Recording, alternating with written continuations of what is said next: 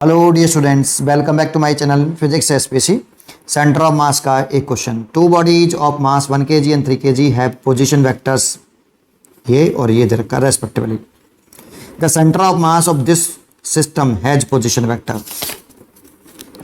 देखो 1 kg मास का m1 1 kg मान लेते हैं और उसका पोजीशन वेक्टर r1 लेट कर लेते हैं। कितना i1 i cap plus 2j cap plus k cap.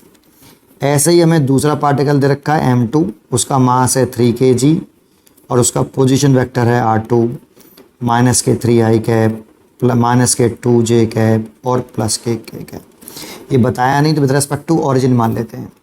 Figure भी बना के दिखा दूंगा अभी थोड़ी देर में। सेंटर ऑफ मास का पोजीशन वेक्टर पूछ रहा है, RCOM वेक्टर हमसे पूछा है, तो इसका फॉर्मूला हमें लर्न होना चाहिए। m1 r1 vector plus m2 r2 vector. अगर दो हैं तो दो बार लिखिए, तीन होते तो m3 r3 वेक्टर, चार होते हैं सो ऑन लिखते जाते, डिवाइडेड बाई दो हैं तो दो का मास m1 प्लस m2। बस यहाँ वैल्यू पुट कर तो पोजीशन वेक्टर निकल आता है सेंटर ऑफ मास का। तो m1 है 1 kg और ये है i cap plus 2j cap plus k cap plus m2 है 3 kg, ये है माइनस के 3i माइनस के 2j प्लस k और नीचे 1 प्लस 3।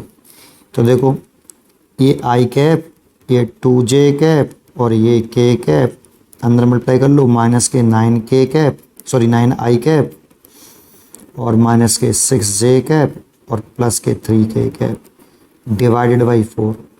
i चेक करो, ये i है, ये माइनस के 9i है, तो ये आ जाएगा माइनस के 8i कैप।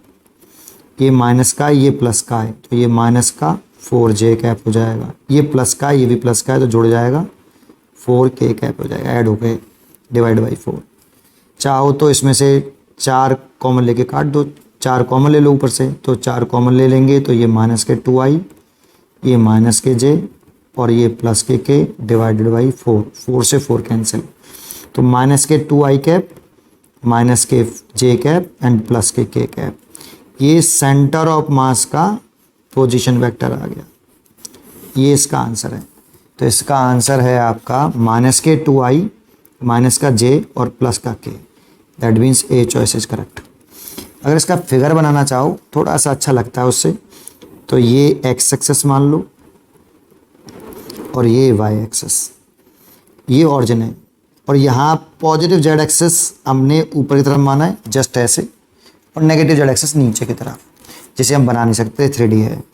चलिए i x में चलना है 1, y में चलना है 2 और z में चलना है 1। अब z में चल नहीं सकते तो इसीलिए यहीं बना देते हैं। ये m1 मास है और इसका ये position vector with respect to origin r1।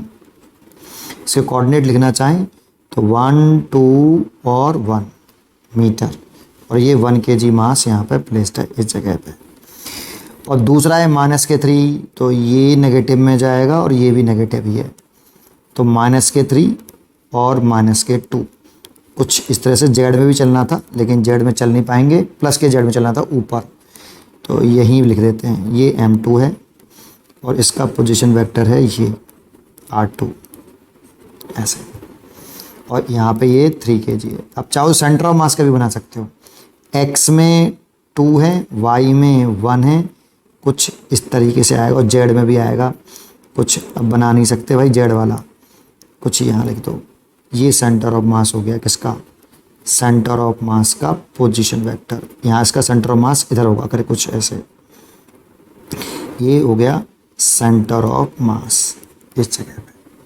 ये मतलब इस जगह पे 4 kg लाई करेगा, ठीक है ना, पूरे सिस्टम का 3 एरा और 1 एरा इस जगह पे लाई करेगा 4 kg। इसको सेंटर ऑफ मास बोलते हैं, इसका पोजीशन वेक्टर है ये। पर डायग्राम की जरूरत नहीं है, सीधा बना सकते हो। पढ़ते रहिए और खुश रहिए।